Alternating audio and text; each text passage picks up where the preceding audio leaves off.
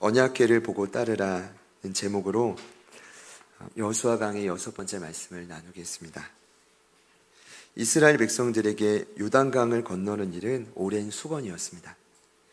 가나안 입성을 위해 반드시 통과해야 될 장애물이었기 때문입니다. 이 시간 예배하는 저희 개개인과 저는 공동체가 비전을 이뤄가는 과정도 마찬가지라고 생각합니다. 하나님의 꿈인 비전은 그저 주어지지 않습니다. 또 염려와 기대만으로도 되지 않습니다. 반드시 한계를 넘어서야만 합니다. 또한 저희들의 시선을 눈앞에만 국한해서도 안 됩니다. 그러니 당장 눈앞에 작은 이득이나 유혹에 대해 집착해서도 사실 어렵습니다. 저는 이스라엘에게 요단강이 그런 존재였다라고 생각합니다. 하나님의 비전을 이루기 위해 반드시 함께 넘어서야만 하는 큰 산, 그게 바로 요단강이었습니다. 당시 요단강은 강폭이 20에서 30m입니다. 수심은 3에서 4m입니다. 배를 이용하거나 능숙한 수영 실력이 아니면 건널 수 없는 강이었습니다. 더욱이 이스라엘이 요단에 도착한 시기는 강물이 범람했던 시기였습니다. 오늘 읽지 않았지만 3장 15절을 보면 요단강이 곡식 거두는 시기에는 항상 언덕이 넘쳤다고 되어 있습니다. 그럼 그 시기는 언제냐? 4장 19절을 보면 첫째 달이라고 하는데 이것이 유대력으로 니산월인데 저희 나라 전 세계가 대부분 지키는 태양력으로 보자면 3월에서 4월입니다. 이때 이스라엘은 어떤 일이 있냐면 가장 고지대인 헐몬산에 눈이 녹아서 어디까지 흘러오냐면 요단강 줄기까지 흘러옵니다. 거기다가 이 시기는 이른비가 막 쏟아질 때입니다. 그러니까 요단강은 넘쳐났고 한마디로 도저히 강을 건널 수 없을 때에 이들이 도착한 겁니다. 그러나 하나님은 오늘 여호수아를 통해 요단강 도하를 분명히 명령하십니다. 1장에서는 이렇게 말씀하셨죠. 그때도 군인이 아니라 관리들을 부릅니다. 쇼테르, 기억나십니까?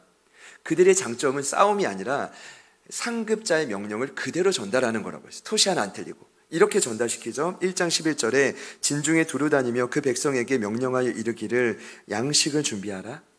사흘 안에 너희가 요단을 건너 너희 하나님 여호와께서 너희에게 주사 차지하게 하시는 땅을 차지하기 위하여 들어갈 것임이니라 하라. 이렇게 명령하셨죠. 그때도 요단강을 무조건 건너라고 합니다. 강물이 범람하는 거 상관없어요. 하나님은 명령하셨어요. 그리고 오늘 3장에서는 여호수아를 통해 다시금 명령하시는데 1장과 좀 다릅니다. 제가 오늘 나누고 싶은 핵심은 그 명령의 핵심인데, 자, 먼저 1절을 보면 여호수아가 아침에 일찍 일어났다고 기록합니다. 여러분도 좀 이렇게 느낌이 오시겠지만 일찍이라는 단어 의미는 그래요. 여호수아가 하나님의 사람으로 사명자로 얼마큼 성실했으며 철저하게 열심을 들였는지를 뜻합니다. 일찍 일어나는 거, 가장 먼저. 근데 제가 조금 특이하게 봤던 건 그냥 일찍이라고 하면 되는데 그 일찍 앞에 아침에 일찍 일어났다 이렇게 기록되어 있습니다. 그렇죠? 처음에 이해가 안 됐습니다. 왜냐하면 그냥 일찍 일어났다라는 표현만으로 충분하거든요. 저희는 어느 정도 생각합니다. 아, 그 시간이 새벽이겠구나. 아침 정말 일찍이겠구나. 그런데 굳이 아침을 표현해 놓은 이유가 뭘까? 성경에는 필요 없는 단어는 절대로 기록되지 않습니다. 제게 주신 마음은 그렇습니다. 원뜻을 봤더니 아침이라는 단어가 히브리어로 보케르 이렇게 기록되어 있습니다. 보케르. 어떤 뜻이냐 하면 여러분 새벽에 아침에 눈을 뜨시면 이럴 때 있죠. 새벽에 서서히 태양이 떠오르면서 짙은 어둠이 물러가는 시간이 도래합니다. 이렇게 설명드릴게요. 흑암과 빛이 어떤 하나님의 오묘하심 속에 교차되는 시간이 있어요. 무엇을 암시합니까? 이런 생각이 들었습니다. 이제 이스라엘 백성들에게는 곧 어둠이 물러가고 광명이 찾아옴을 암시하는 겁니다. 그래서 굳이 아침이라는 단어를 썼을 것이다 이런 생각을 합니다. 저는 오늘 이 말씀을 함께 나누는 저와 여러분 모두에게 동일한 역사가 일어나기를 소망합니다. 흑암이 다 물러가고 광명이 찾아옵니다. 아침 일찍이. 자, 이어서 여호수아가 이스라엘 모든 자손과 더불어 어디를 떠났죠? 시딤을 떠나 요단에 이르렀다, 이렇게 기록되어 있습니다. 먼저 최소 200만에 넘는 민족을 한 사람도 예외 없이 함께 더불어 갔다라고 기록된 여호수아에게 진짜 존경의 박수를 보내고 싶습니다. 그건 어마어마한 일입니다. 그런데 제게 좀 들어왔던 단어는 그냥 요단강에, 이번에도 요단에 이르렀다고 하면 되는데 왜 시딤을 떠나서 요단에 이르렀다라고 했을까? 이게 궁금했습니다. 이것도 의미가 있다고 생각합니다. 여러분, 시딤은 이스라엘 백성들에게 참 잊고 싶은 땅입니다. 왜냐하면 광야에서 40년 훈련이 막바지에 다다랐을 때 어떤 일이 있었죠? 이 발락 왕이 발람 선지자를 매수해서 이스라엘을 저주하게 합니다. 왜냐하면 하나님 나라 일은 영적인 싸움이라는 걸 알았던 거예요. 근데 이거 웬걸? 발람이 저주를 해야 되는데 축복이 나옵니다. 세 차례나. 그 다음에 발람이 발락 왕에게 받은 돈은 있고 너무 죄송해서 한 가지 꾀를 줍니다. 이스라엘 백성들을 무너뜨릴 수 있는 방법, 타켓을 여인들이 아니라 남성들에게 잡아라. 그리고 시딤에 있는 모압의 여인들을 통해 미인계를 통해 쓰러뜨려라. 이거는 백발백중일 것이다. 그대로 됐습니다. 여인의 유혹에 넘어갔고 가정들이 무너졌으며 그때부터 여인들을 통해 모압의 우상들을 섬기기 시작했습니다. 자, 그렇다면 그들에게 시딤은 어떤 땅입니까? 제가 생각을 할 때는 하나님 앞에 보기 좋게 불순종한 땅입니다. 음란의 땅입니다. 우상을 섬긴 땅입니다. 또한 수많은 죄로 얼룩진 땅이며 거짓의 땅입니다. 그러니 그곳을 떠남은 단순한 장소의 이동이 아닐 것입니다. 하나님보다 더 사랑했던 우상들로부터의 철저한 분리. 여러분, 그래서 제가 이번에 이해됐어요. 그들이 요단을 이르러서 바로 요단강을 건너지 않습니다. 사흘을 유숙합니다. 이것도 그냥 넘어갈 수 없죠. 왜 유숙했을까? 시딤을 떠나서 그 시딤의 흔적을 지워야 될 시간이 필요했기 때문입니다. 전 이런 생각을 합니다. 성경에 늘 3이라는 숫자는 의미가 있습니다. 3은 철저한 죽음과 분리를 뜻합니다. 요나 선지자가 물고기 뱃속에서 3일 만에 철저히 회개합니다. 그때 하나님 그를 살려주시죠. 예수님도 죽으시고 며칠 만에 살아나셨죠? 3일 만에. 저희가 3일장을 합니다. 왜냐? 죽으면 육체의 죽음이 72시간이 지나면 더 이상 살 가망성이 없기 때문입니다.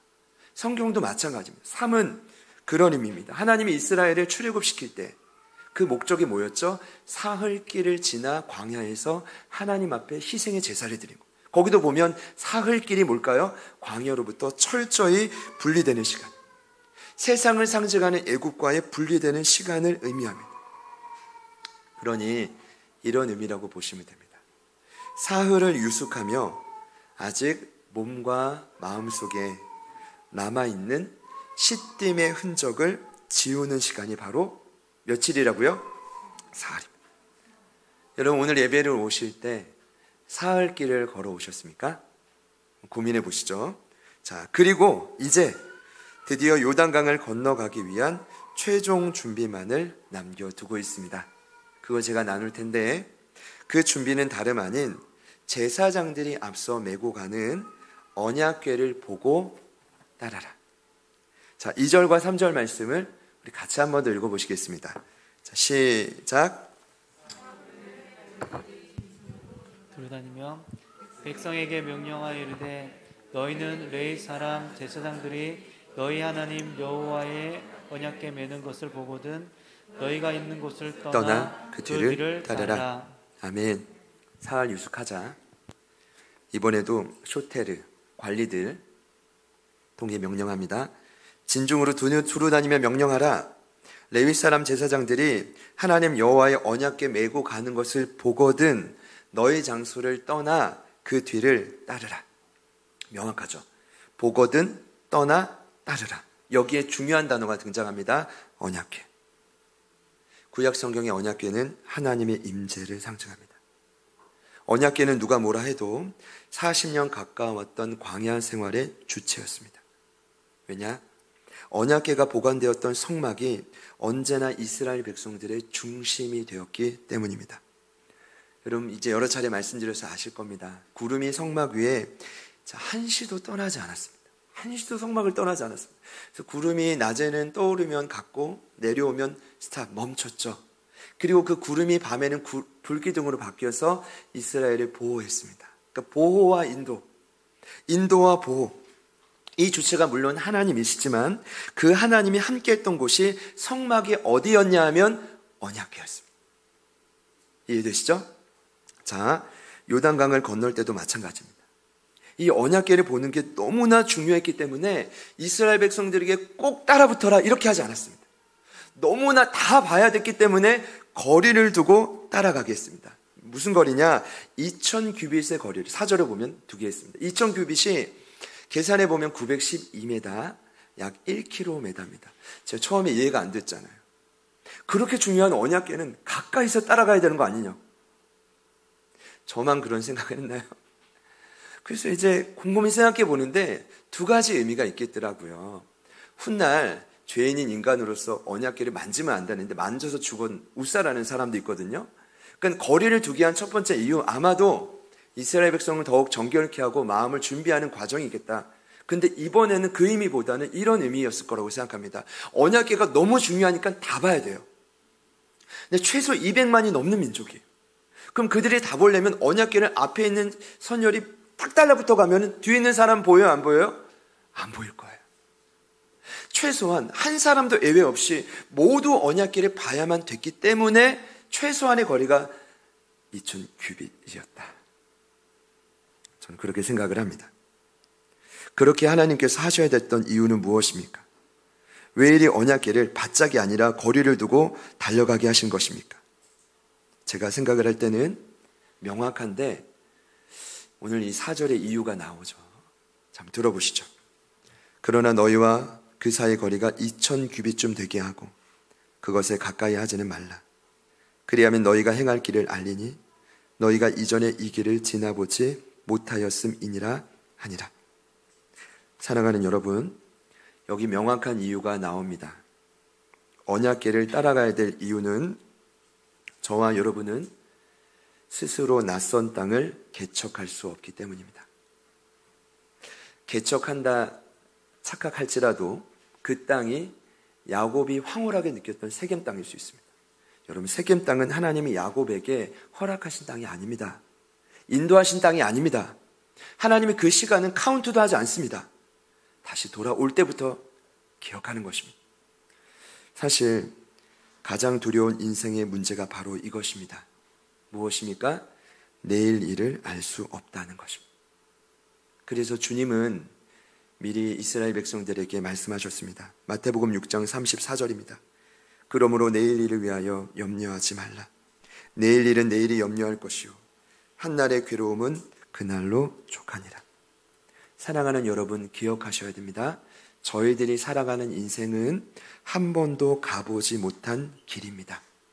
그래서 하나님의 손길을 반드시 경험하라. 이 원리는 요단강을 건널 뿐 아니라 그 근처까지 갈 뿐 아니라 건넌 후 가나안 땅에서도 마찬가지입니다. 그러니 여호와의 언약궤를 지속적으로 의지하라는 말입니다. 그래서 하나님의 인도하심을 지속적으로 간구해야 된다라는 뜻입니다. 기도해야 됩니다. 하나님, 날마다 언약궤에서 내 시선이 떨어지지 않게 하여 주십시오. 오늘 말씀의 결론입니다. 그 언약궤를 보고 따르라. 오늘 제목이 여기서 나왔습니다. 같이 한번 해봅시다. 언약궤를 보고 따르라.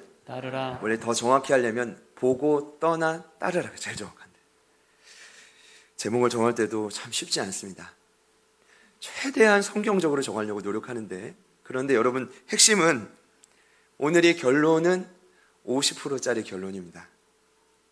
오늘 제목을 딱 보시면 이 정도까지는 다 예상하셨을 겁니다. 그리고 이제 마지막 최종 결론을 들으시면 50%짜리 결론도 아니구나. 언약궤를 끝까지 따라가기 위해 붙들고 기도하는 것은 50%짜리도 안 되는구나 라는 것을 깨닫게 될 것입니다. 왜냐하면 언약궤 안에 담긴 비밀이 있습니다. 오늘 제가 중요한 말씀을 좀 나눌 텐데, 그것은 이스라엘 백성들이 언약궤를 바라볼 때는 단지 하나님의 신실하심을 생각하지 못했습니다. 그 당시에 그들이 언약궤를 보고 따르라라고 명령을 받았을 때는 저희들이 하나님의 인도하심, 이것 이전에 그들이 생각하는 무언가가 있었다. 지금 저희들의 생각과 관념과는 그 당시 1차 대상은 다 왔다. 무엇일까요? 그 비밀이 무엇일까요? 저는 오늘 이 비밀을 여러분에게 소개해드리기 위해 먼저 그 언약궤 안에 담겨져 있었던 세 가지 성물을 말씀드립니다. 세 가지 물건이 뭐였을까요? 첫 번째, 아론의 쌍난 지팡이. 두 번째, 만나 한 오멜을, 2리터거든요. 한 오멜을 담은 항아리. 세 번째, 십계명의 두 돌판입니다. 미리 말씀드리면 이 세 가지 성물이 가리키는 공통점은 인간의 절망입니다. 이런 거예요. 사람으로서는 할 수 없다. 내 힘으로는 이제 도저히 불가능하다. 그게 뭐예요? 세 가지 성물이 가리키는 의미입니다. 자, 이걸 말씀드리기 위해서 한 가지씩 설명드릴 텐데, 먼저 아론의 쌍난 지팡이입니다. 여러분, 이 설명을 드릴 때 가장 중요한 건 지팡이에서 싹이 났다가 아니라 이 쌍난 지팡이는 하나님이 왜 허락하셨느냐. 배경은 그렇습니다. 어느 날 출애굽 후에 잘 진행하다가 고라와 다단과 아비람과 온이 당을 짓습니다. 그리고 지휘관 250명을 따로 매수합니다. 영향력이 대단했던 것 같아요. 왜 매수했느냐? 모세와 아론에게 대적하기 위해서입니다. 여러분, 사실 이 대적은 하나님을 대적하는 겁니다. 지도자를 대적한다라는 것은 그런 의미입니다. 근데 중요한 건 이때 하나님이 그들을 벌하십니다. 땅이 갈라지게 하고 고라에게 속한 모든 어떤 물품과 자녀들을 수월에 한순간에 빠뜨립니다. 두렵죠? 그리고 어떤 일이 벌어지냐 하면 여호와께로부터 불이 나와 250명을 불살립니다. 지휘관들. 근데 이 모습을 보고 여러분은 어떤 느낌이 듭니까? 모세와 아론이 대적하면 안 되겠다. 이건 장난이 아니다. 하나님 살아계시구나. 여러분, 이게 정상이죠? 정상이에요, 아니면? 그게 정상이죠. 앞에서 사람이 불에 태워 죽고 땅이 갈려져 죽는데, 근데 놀라운 건 민수기 16장 41절을 보면 오히려 이스라엘 백성들이 그때부터 모세와 아론은 원망해요. 너희들 때문에 이 소중한 영혼들이 다 죽었다. 대단합니다. 이때 하나님이 그들에게 또 2차 질병, 연병을 주십니다. 그래서 14,700명이 죽습니다. 그 다음에 뭘 명하시는지 아십니까? 이스라엘 12지파에서 각 우두머리를 정해서 각자 지팡이 하나씩 가지고 와. 그리고 내가 정한 권위자에게 그 지팡이는 싹이 날 것이다. 그리고 특별히 레위 지파의 우두머리는 아론이니 아론이 지팡이를 가지고 오게 해라. 그리고 놀랍게도 아론의 지팡이에서 싹이 난 것입니다. 그때부터 잠시 그들은 침묵하게 됩니다. 하나님 별의별 방법으로 이스라엘 백성들을 훈육하고 끌어가시죠. 그리고 싹이 난 것으로 끝이 아니라 싹이 나고 꽃이 피고 그 유명한 살구열매가 달리죠. 여러분, 아론의 쌍난 지팡이는 무엇을 전제합니까? 이스라엘 백성들의 원망 때문에 생긴 겁니다. 좋은 의미가 아닙니다. 그들이 그것을 생각할 때마다, 언약궤를 생각할 때마다, 첫 번째 성물을 생각할 때마다 어떤 생각이 계속 자극되고 기억이 났을까요? 내 안에 끊임없는 시기와 미움, 그로 인한 원망. 이것이 언약궤를 생각할 때 가장 먼저 드는 생각일 거라는 것이죠. 이해가 되십니까? 자, 두 번째는 만나 한 오멜을 담은 항아리입니다. 한 오멜은 2리터입니다. 매일매일 딱 5멜씩만 담아라. 그리고 여섯째 날에는 안식일을 주지 않으니까 2배만 담아라. 그러면 중요한 건 또 뭡니까? 하나님이 왜 광야에서 이스라엘 백성들에게 이 하늘의 신령한 음식을 만나를 왜 허락하셨는가? 그게 중요합니다. 시작. 왜 하나님이 작고 둥글며 서리 같은 하늘의 음식을, 그 만나의 뜻이 뭐예요? 이것이 무엇입니까? 아닙니까? 그 은혜를 왜 그들에게 허락하셨는가? 왜죠? 그 시작은 이스라엘 백성들의 원망입니다. 첫 번째 이유랑 동일합니다. 그들이 모세와 아론을 또 원망합니다. 이것은 하나님께 대한 원망이었습니다. 출애굽기 16장 2절과 3절에 이런 말씀이 있습니다. 그들이 뭐라고 말하냐면, 우리가 애굽 땅에서 고기 가마 곁에 있던 때, 기가 막힙니다. 우리가 애굽 땅에서 떡을 배불리 먹던 때 여호와의 손에 죽었으면 좋았을 것을 왜 이리 광야로 인도해서 온 회중을 굶주려 죽게 하느냐? 이게 그들의 말이었습니다. 여러분 같이 한번 합시다. 거짓말이죠. 그들이 애굽에서 그렇게 배불렀던 적이 없었어요. 아니 노예로 고생하는 걸 살려줬더니 적반하장도 유분수지 이렇게 나오는 겁니다. 그리고 지금도 그들은 굶주리고 있지 않아요. 여러분 지금 굶주리시는 분 있습니까? 여전히 그들은 살아있다고요. 옷이 휘어지지도 않았다고요. 발이 부르트지도 않았다고요. 때가 되면 신발도 갈아 씻겨줬다고요.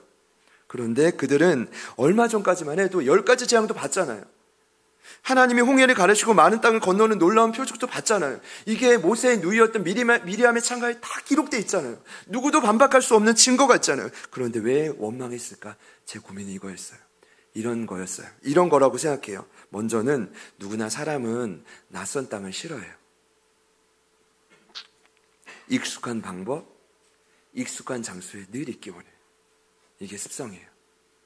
그리고 정작 광야에 왔어요. 아까 구원의 목적을 말씀드렸지만 하나님을 희생의 제사로 예배하는 게 좀 죄송하지만 너무 귀찮아요. 그냥 예전에 생각나면 예배하고 생각나면 기도하고 자기 멋대로 예배하는 방식이 훨씬 편했어요. 근데 이거 광야에 와봤더니 이거는 표현이 있지만 빼박이라고 해요. 빼박. 돌아갈 수도 없고 더 갈 수도 없고 하나님이 정해놓으신 희생의 제상의 원칙대로 예배를 드려야 되는데 차라리 노예로 살 때가 낫다고요. 왜냐? 하나님이 내 인생을 주도하는 게 싫어요. 결정적인 순간은 내가 내 인생을 끌어가고 싶은데 간섭이 싫은 거죠. 그러면서 감사가 사라지는 겁니다. 그러면서 불평이 생기는 거고 그래서 원망하는 것입니다. 지금 잘 먹고 사는 것보다 차라리 노예로 살 때가 그 세상 한복판이 애굽이 살 때가 나았다. 여러분에게도 이런 갈등이 있었을 것입니다. 만나 담은 항아리 어떻게 시작된 겁니까? 그들의 끝없는 불평과 원망 때문에 하나님이 얘다 내가 하늘에서 은혜를 줄게.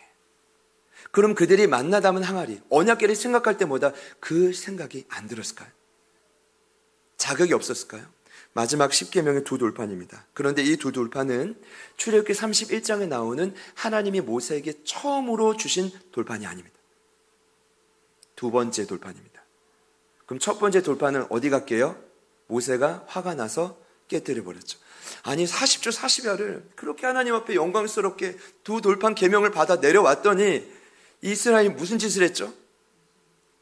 금을 다 모아 우리를 애굽에서 인도한 신을 만들자.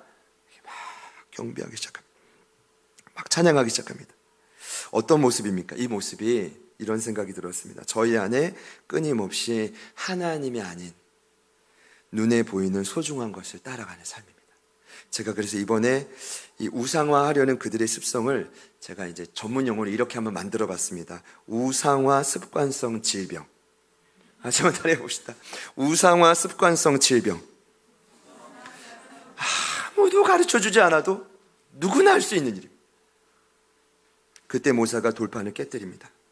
그리고 금송아지를 부셔서 가루로 만들어 물에 뿌려가지고 잔인하지만 이걸 이스라엘 백성들이 입에 먹여요. 그리고 레위 자손을 통해서 범죄한 3,000명을 죽이죠. 그만큼 죄는 무섭기 때문입니다. 그리고 34장에 다시 이 두 돌판을 제작해 주십니다. 그러면 오늘 언약궤 안에 담긴 돌판은 뭐예요?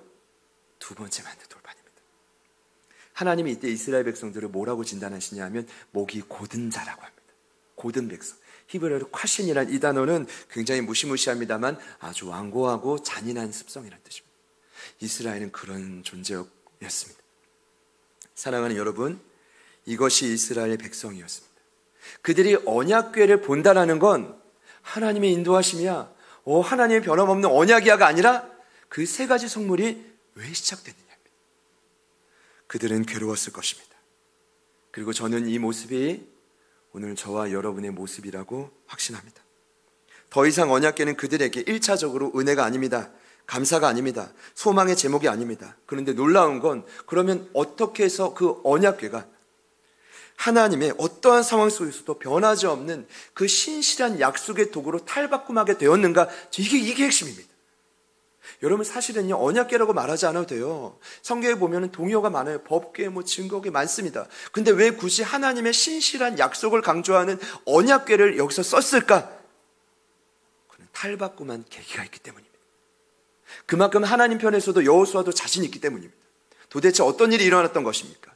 오늘 말씀의 핵심입니다. 그것은 다름 아닌 언약궤의 뚜껑입니다. 이제 성경에는 뚜껑이라고 할 수 없으니까 제가 일단 이전에 요한일서 강의 때도 말씀드렸지만 시은좌라고 같이 한번 해보시죠. 시은좌. 영어로 말하면 mercy seat.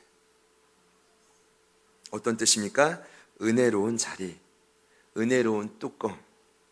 자, 그 뚜껑의 역할은 뭘까요? 언약궤가 있으면 그 세 가지 성물은 여전히 우리를 향해, 이스라엘 백성들을 향해 계속해서 말합니다. 이 미움과 시기가 많은 놈, 원망을 즐겨하는 놈이라고 하지 않겠죠. 끊임없이 하나님 앞에 불평하는 사람, 저희들을 끊임없이 정죄하고 판단합니다. 이게 계명의 역할입니다. 그러나 그 모든 것을 덮어요. 이스라엘 백성들의 미움과 시기와 불평과 원망과 이를 부채질하는 그들 안에 있는 잔인함과 완고함을, 그 정죄하는 도구를 덮어버리는 것, 가려주는 것. 그래서 그 위에 죄가 없고 거룩하신 하나님의 능력을 날마다 초청해주는 역할이 뭐라고요? 언약궤의 은혜로운 뚜껑, 시은좌, mercy seat. 자, 그렇다면 사랑하는 여러분, 그 뚜껑은, 그 은혜의 자리는 누구를 상징합니까? 예수 그리스도입니다. 믿으시기를 축복합니다. 정확히 말씀드리면 저와 여러분을 포함한 오고 오는 세대의 모든 죄의 열매와 뿌리를 단번에 해결하신 사건, 예수님의 십자가와 부활입니다. 오늘 6주년 감사 예배를 맞이해서 하나님이 금일 저희들에게 주신 선물과 같은 계명이라고 저는 생각합니다. 여러분 잘 들어보세요. 지금 여러분 마음속에 시기와 미움을 가지고서는 요단강을 건널 수 없습니다.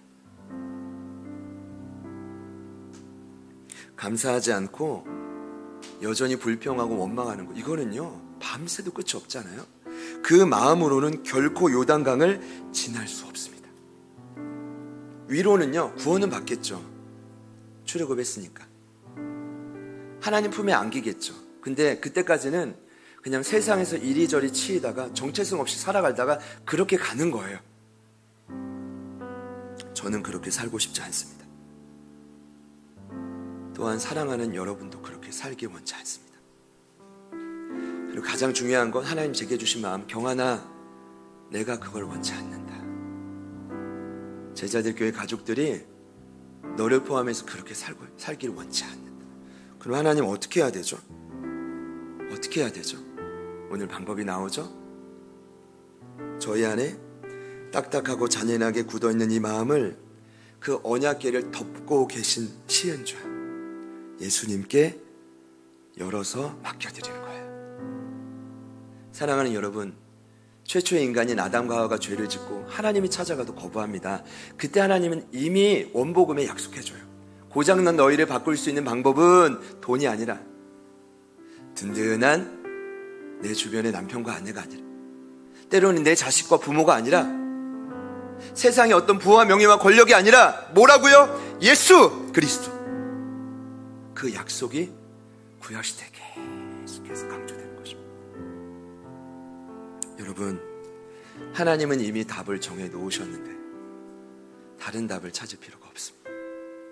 믿으시기를 축복합니다. 어젯밤에요, 제가 6주년 감사 문자, 좀 멋지죠? 우리 윤영 전사님이 만들어 주셨습니다. 평안이와 함께 이제 보내드리고 기도를 하는데 이명돈 집사님이 연락이 오시는 거예요. 종종 요즘에 연락을 주시는데, 목사님 너무 힘듭니다 이러시더라고요. 목사님 너무 힘듭니다. 제가 가슴이 아픈 건 알면서도 물론 다 할 수 없지만 도울 방법이 없다는 거예요. 한참을 이 길을 듣고, 근데 목사님 이전부터 원래 힘들었어요. 그게 더 위로가 되더라고요. 근데 코로나로 인해서 더 힘들어졌어요. 대화를 한참 나누고 위로해드리고, 그래도 마지막 말씀에 조심스럽게 이렇게 말씀드렸어요. 집사님, 지금 저와 집사님을 도와주실 분은 예수님밖에 없네요. 예수님께 집사님을 위해 간절히 기도하겠습니다. 그랬더니 처음 그 새가족반 교육 받으셨을 때 그 말씀을 기록했던 것을 사진을 찍어 저기 보내셨어요. 성경책에. 그리고 마지막에 이렇게 말씀드렸어요. 집사님, 저는 언젠가 예수님의 도움으로 집사님이 요단강을 건너듯 처음에 오실 때처럼 문을 탁 열고 당당히 예배실에 오실 것을 기다리겠습니다. 그리고 꼭 그렇게 될 겁니다. 아멘 하시더라고요. 여러분 아멘이십니까? 사랑하는 여러분, 현재 여러분 앞에 놓인 요단강은 무엇입니까? 참 서로 다양한 요단강을 마주하고 있는데요, 오늘 핵심은, 중요한 것은 그 요단강을 건너게 하는 유일한 방법은 예수 그리스도, 이 언약궤의 주인공이다라는 것입니다. 사순절 세 번째 주일을 맞이합니다. 저희가 이번 한 주만큼은 개인적으로 이렇게 계속 외쳤으면 좋겠습니다. 우리 같이 한번 따라해 볼까요? 호산나 호산나. 한 번 더요. 호산나 호산나. 호산나 호산나. 제가 이걸 계속 묵상하는데 너무 신기한 건 어제 큐티 본문에 무리들이 예수님이 마지막 입성할 때 가장 높은 곳에 호산나 호산나 외치더라고요. 물론 그 의미를 제대로 모르고 외친다 할지라도 너무 깜짝 놀랐어요. 여러분, 호산나가 어떤 의미입니까? 이런 의미입니다. 구하옵나니 이제 구원하소서. 한 번 더요. 구하옵나니 이제는 좀 구해주세요. 저는 사순절 세 번째 주간, 특별히 6주년 예배를 함께하는 여러분들에게 이 시간 믿음으로 선포합니다. 호산나를 외치는 곳마다 모든 상황을 뚫고 예수님이 찾아올지어다. 그 예수님이 여러분을 살리실 것입니다. 그리고 그 예수님만이 여러분을 깊은 강에서 다시 일으켜 요단강을 건너게 하실 것입니다. 우리 확신으로 옆에 있는 분들께 이렇게 한번 사랑 인사하겠습니다. 언약궤를 바라봅시다. 언약궤를 바라봅시다. 한 번 더요. 언약궤를 바라봅시다. 언약궤를 바라봅시다. 온라인으로 예배하는 분들께도 축복합시다. 언약궤를 바라봅시다.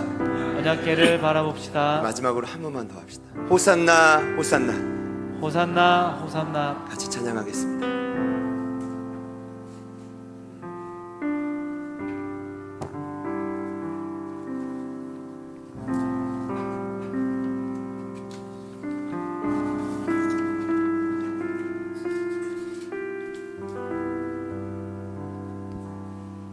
성령님께서 분명히 요단강을 건너게 하실 것입니다. 그리고 건너야만 합니다. 믿음으로 같이 고백합시다.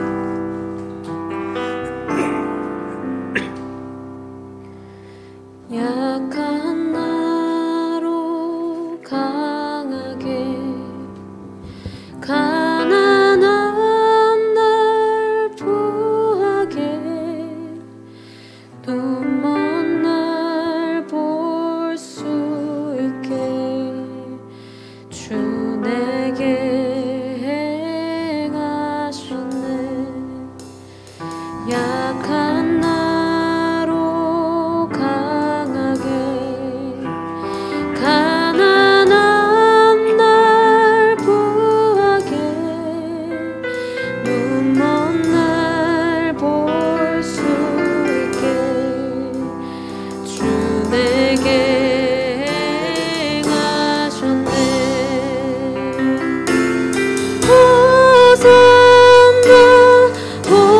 호산나 죽임 당한 어린 양.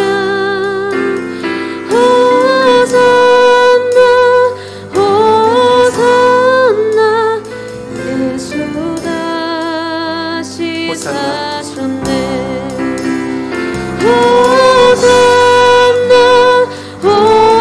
호산나 죽임 당한 어린 양.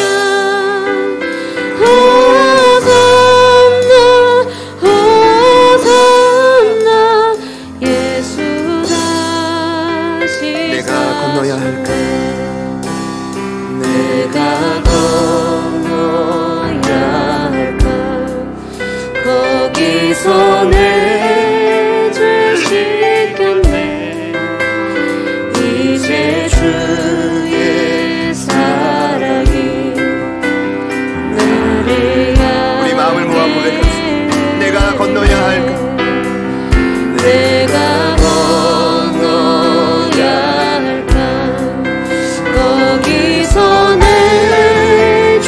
지켰네. 이제 주의 사랑이 나를 향해 깊은 강에서 주 깊은 강에서 주가 나를 일으키셨도다. 구원의 노래 부르리. 예수 자유 우리 믿음으로 고백해. 호산나 호산나 호산나 죽임 당한 어린 양. 호산나 호산나 예수 자시사. 호산나 호산나 호산나 호산나 죽임 당한 어린 양. 호산나 호산나 우리 눈앞에 있는 요단강을 향해 우리 한 번 더 선포하시죠. 호산나 호산나 호산나 죽임 당한 어린 양. 호산나 호산나 예수 다시 호산나 호산나 호산나 호산나 죽임 당한 어린 양. 호산나 호산나 예수 다시 사셨네. 여러분을 초청합니다. 특별히 주시는 마음은 혹여나 이 자리에 너무나 거대한 요단강 앞에서 삶에 주저하고 두렵고 떨리는 분이 계십니까? 하나님이 함께 하시는 것을 알면서도 온전히 요단강에서 주저하고 계신 분이 있다면 우리 두 손을 가슴에 모아보시겠습니다. 그리고 오늘 이 말씀을 통해 주님, 제가 그 요단강을 내 힘과 내 능력과 생각으로 건너려 했습니다. 그러다 보니 깊은 강에서 쓰러져 있습니다. 그러나 주님께서 나를 다시 일으켜 그 요단강을 건너게 하실 것을 믿습니다. 다시 일어나고 싶습니다. 결단하시는 분이 있다면 동일하게 두 손을 가슴에 모아보시겠습니다. 저는 이번에 알았습니다. 왜 예수님이 요단강에서 죽음과 부활을 예표하는 세례를 받으셨는가? 이유는 명확해집니다. 앞으로 하나님의 자녀들이 그 깊은 요단강에서 죽음과 같은 고통을 마주했을 때 예수님이 그 죽음을 이기시고 살아나셨기 때문입니다. 그러니 우리도 그 요단강을 건널 수 있고 돌파할 수 있고 약속의 땅으로 입성할 수 있다. 이것이 저에게 주시는 확신입니다. 오늘 우리에게 주시는 계명입니다. 이 시간 우리 믿음으로 선포했으면 좋겠습니다. 예수님, 요단강 앞에서 머뭇거리는 우리를 일으켜 주십시오. 깊은 강에서 쓰러진 우리를 다시 한번 세우시고 목적대로 우리를 사용하여 주십시오. 우리 몸된 교회를 사용하여 주십시오. 우리 사랑하는 가족들을 일으켜 주십시오. 우리 결단하는 마음으로 우리 같이 한번 기도하십니다. 주여,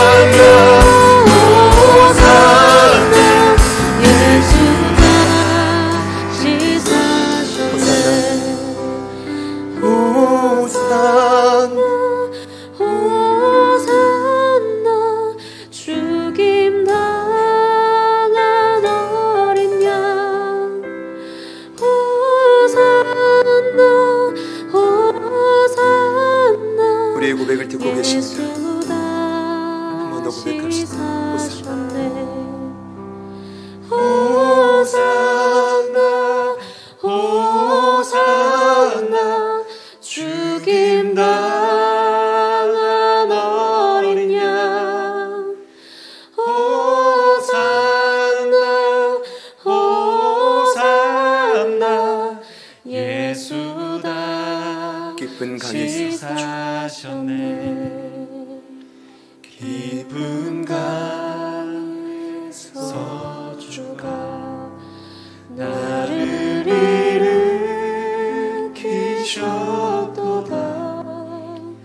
구원의 노래 부르리. 예수 자유 주셨네. 요단강 앞에서 머뭇거리고 두려워하는 영혼들이 두 손을 가슴에 모았습니다. 그리고 내 힘과 능력으로 착각하여 교만함으로 요단강을 건너다 쓰러진 자들이 다시 두 손을 가슴에 모았습니다. 주님이, 예수님이 우리의 모든 악한 마음을 다 알고 계신 줄 압니다. 그러나 오늘도 우리 안에 있는 미움과 시기를 덮고 원망과 불평을 덮고 하나님 그 잔인함과 굳은 마음을 덮어 부드럽게 하시는 줄 믿습니다.